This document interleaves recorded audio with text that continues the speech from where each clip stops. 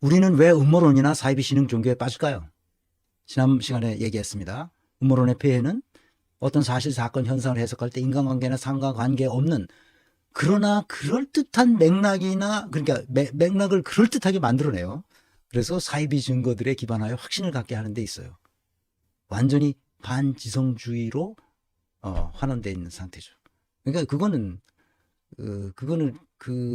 쓰레기라고 볼 수도 없고, 하여튼 문명을 퇴화시키는 거예요.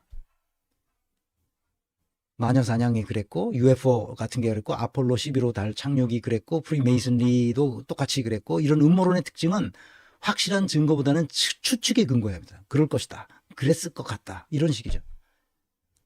공식적인 설명이나 증거에 대한 끊임없는 의문을 제기해요. 여기 보세요.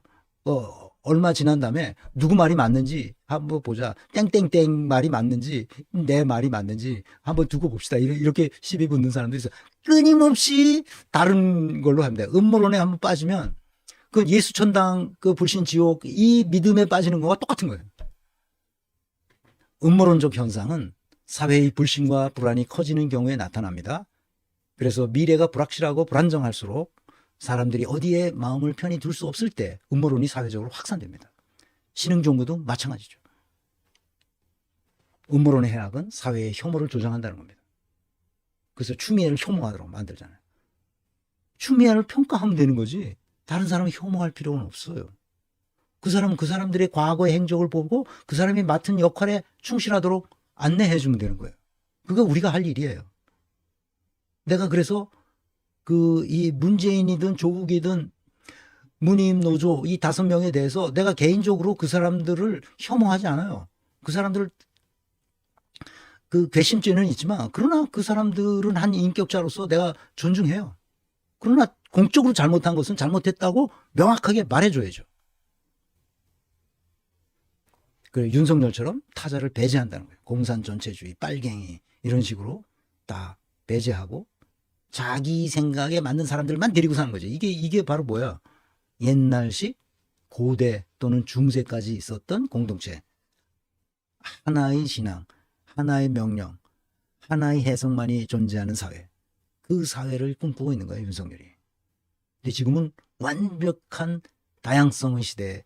그러나 인간의 존엄성을 향하여 한 발씩 한 발씩 같은 방향으로 나가는, 서로 다른 스타일, 서로 다른 해석 체계를 가지고도 얼마든지 한 방향으로 갈 수 있다는 것을 우리 인류가 알게 됐단 말이죠. 그러니까 인간의 존엄성, 차별 없는 존엄성.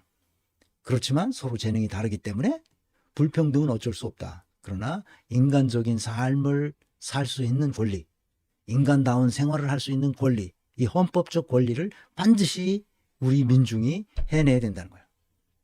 문희임 노조 같은 잘못을 저지를 수가 있어요. 음모론에 빠지면. 그러니까 이재명이 범법자라는 믿음, 이게 음모론이죠. 그러니까 이재명 제거 작업을 지금도 계속하고 있어요. 결국은 이 모든 음모론이나 사이비 신흥 종교는 과학자, 인문학자, 사회과학자들에 의해서 다 밝혀지는데, 이 음모론에 빠지면 그 음모론을 고수하기 위해서 계속 다른 짓을 해요. 계속 바꿉니다. 이것저것 계속 바꾸는 거예요. 왜 음모론이 사이비 종교나 빠질까 한 것은, 지난 20년을 돌아보면 이명박이 2008년부터 2023년까지 5년 동안 광우병 위험이 있는 소를 수입하겠다고 해서 난리를 부렸죠. 사자방 비리를 통해서 국고를 자신의 것으로 만드는데 아주 혁혁한 노력을 세웠던 사람이죠. 그래서 민간인 사찰에서 자기한테 덤비지 못하게 합니다. 이런 짓을 했죠. 이명박한테 속아서 다시는 그런 짓을 하지 않을 사람을 골라서 대통령을 시켰죠. 박근혜였습니다. 이 사람은 세월호 참사를 일으켰어요. 최순실 사건을 일으켰어요. 그러자 도저히 견딜 수 없는 시민들이 촛불혁명을 일으켜서 아까 얘기했던 추미애가 민주당에서 탄핵 절차를 받게 했어요. 그래서 탄핵을 했죠. 그래서 그때 막 일서빌리티를 만들고 단군 이래 최대의 성군인 것처럼 떠들던 유튜버들 때문에 나도 녹고 다 녹았어요. 아이고, 문재인 그러면 하늘처럼 물어다보고, 문재인은 못하는 것이 없고, 문재인은 인격자고 검찰개혁을 실패합니다. 부동산 가격이 폭등시켜 놓습니다. 그래서 젊은이들은 아예 결혼할 요거도 생각을 못하고 젊은이들은 애를 낳을 생각도 못합니다. 남북 관계를 파탄 지경에 이르게 만들었죠. 처음에는 잘하다가 나중에는 미국이 그렇게 하지 마 그랬더니 찍소리도 못하고 납작 엎드려서 아무것도 못하고 결국은 뭐예요? 남북 공동 협력 사업소를 폭파시켜 버렸어요. 북에서. 잘할 줄 알았는데 완전히 속았죠.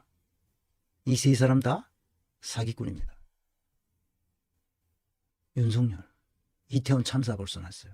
2년도 아직 안 지났는데 총체적 무능과 부패의 도가니가 됐어요. 국가적 재난 상태에 있었습니다. 이거 누가 만든 거예요, 이게? 문재인이 만든 거예요. 문재인이 원인을 제공했어요. 윤석열이. 문재인은 인사참사의 대가예요. 그래서 윤석열 같은 인간을 검찰총장에 앉히고 윤석열에게 카페트를 깔아주고 대통령이 되도록 후계자로 삼았어요. 왜? 이재명은 도저히 시켜줄 수 없다고 생각한 거죠. 그렇게 멍청한 인간들인 거예요. 이명박이 배신의 아이콘이 됐어요. 박근혜는 어떻게 됐냐? 배신했습니다. 문재인은 어떻게 됐냐? 배신했습니다. 윤석열은 어떻게 됐냐? 배신했어요. 배신의 아이콘이 됐습니다. 그건 20년 동안을 온 국민이 배신당했는데 그것을 어쩔 수가 없는 거예요. 어떻게 할 수가 없는 거예요. 이명박과 박근혜가 연거푸 배신하더니 문재인과 윤석열이 연거푸 또 배신합니다. 근 20년을 이런 식의 삶을 살아야 될 운명처럼 처해졌어요. 박근혜 때까지는 우리가 뽑았는데 왜 이러지? 예측이 불가능한 상태가 빠졌어요. 그래서 어디 사람들이 견딜 데가 없어서 그래서 뭐가 나왔어요? 그래서 낙검수가 나왔어요. 그래서 막 환호했어요. 그래서 국민TV, 그 미디어 협동조합 국민TV에 나와서 수많은 사람들이 거기다 십시일반으로 조합비를 내고, 그거 협동조합이거든.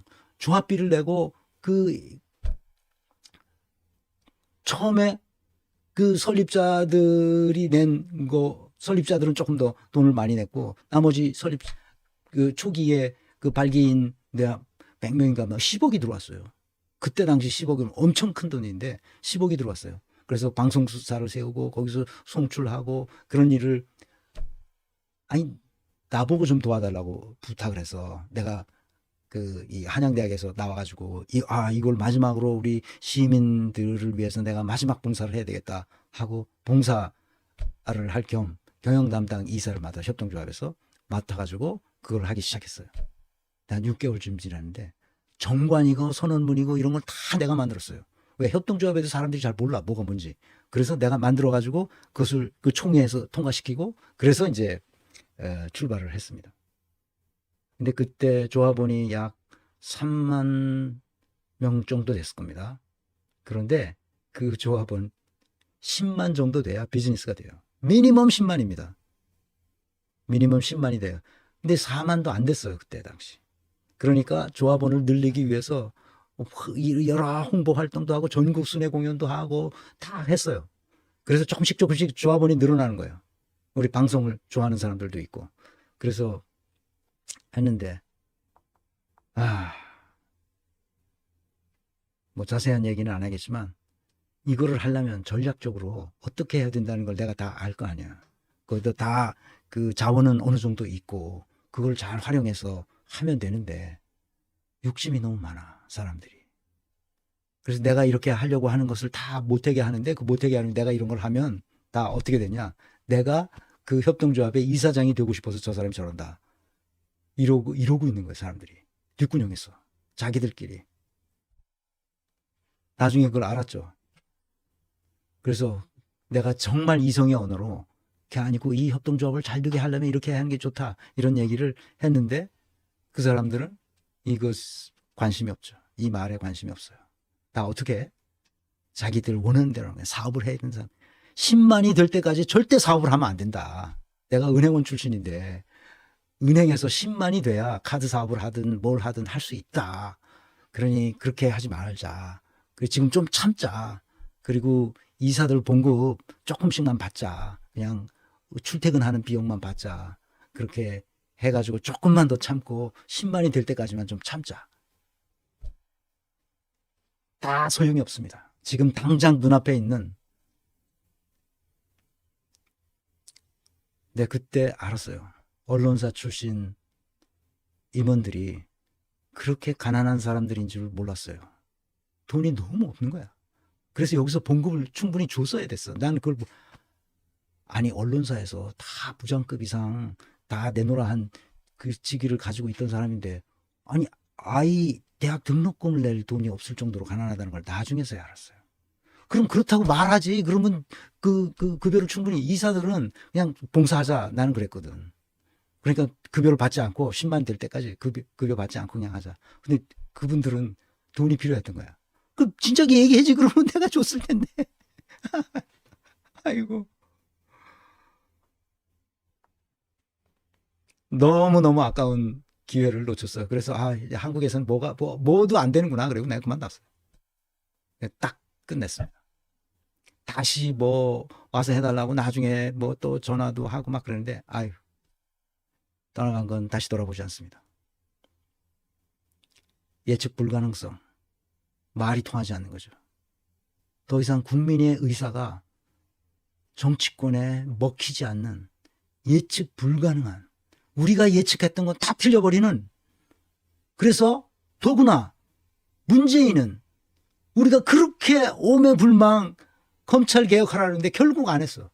그렇게 촛불을 들고 난리 법석을 떨었는데 결국 안 했어. 그게 뭐야? 우리는, 일반 시민들은 뭐야 이게? 통제 불가능성에 빠진 거지. 예측 불가능성에 더해서 이제는 어떻게 해도 통제가 안 되는 거야. 내가 컨트롤할 수가 없어.